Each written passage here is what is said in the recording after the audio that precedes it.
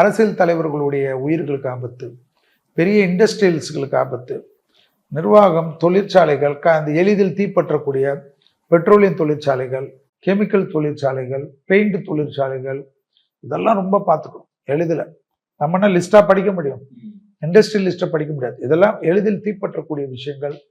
அதே போல் நிறைய ஹாஸ்பிட்டல்ஸு, இதெல்லாம் ரொம்ப கேர்ஃபுல்லாக இருக்கும்.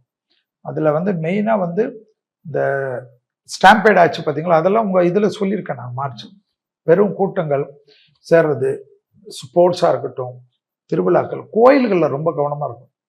கோயிலில் கொஞ்சம் சிஸ்டம் ஏன்னா தெய்வ கூத்தம் காட்டப்படுது. அதனால் கோயில்களில் தான் துர்மரணம் அதிகமாக காட்டுது.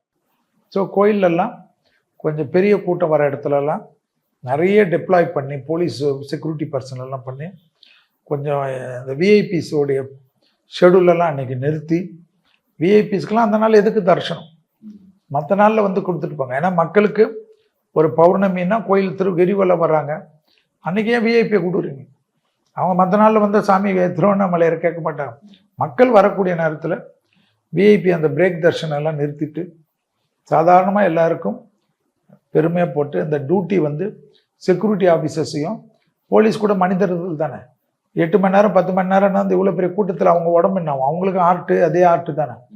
4 மணி நேரம் மாற்றி அவங்களே ஒரு எனர்ஜெட்டிக்காக வச்சு நிறைய இது பண்ணி, இந்த அரசியல்வாதிகளுக்கு முக்கியத்துவம் கொடுப்பது, அதிகாரிகளுக்கு முக்கியத்துவம் கொடுப்பது, அவங்களுக்கு முக்கியத்துவம் கொடுப்பதெல்லாம் மாற்றி அவங்கக்கிட்டலாம் முதல்ல ரிக்வஸ்ட் பண்ணி இது போல் வேணாம். ஏன்னா கோயில்களில் காட்டுது, அந்த கோயில் ரொம்ப கடுமையாக காட்டுது. महाराज की